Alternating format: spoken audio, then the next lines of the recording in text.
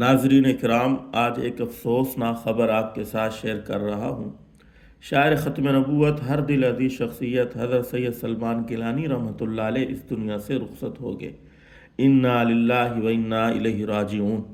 وہ صرف ایک شاعر نہیں تھے بلکہ ختم نبوت کے محافظ، ناموس رسالت صلی اللہ علیہ وسلم کے سپاہی اور عقیدہ ختم نبوت کے سچے ترجمان تھے۔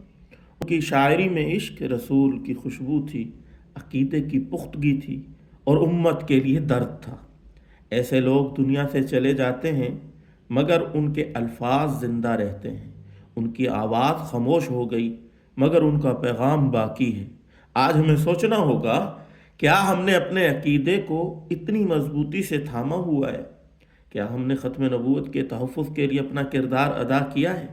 حضرت سید سلمان گیلانی رحمۃ اللہ علیہ کا سب سے بڑا پیغام یہی تھا کہ عشق رسول صرف دعویٰ نہیں، ذمہ داری بھی ہے۔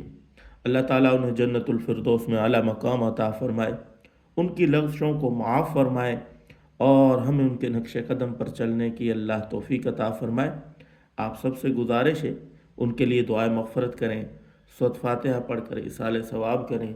آج بروز اتوار 22 فروری کو ان کا نماز جنازہ ظہر کی نماز کے بعد جامعہ اشرفیہ لاہور میں ادا کیا جائے گا۔ آپ سب حضرات سے گزارش ہے، کوشش کریں ایسے نیک لوگ، ایسے ختم نبوت کے سپاہی، یہ ہمارے لیے ان کی جنازے میں شرکت مغفرت کا باعث ہوگا۔ ضرور کوشش کر کے شرکت کریں۔ جزاک اللہ خیر جی۔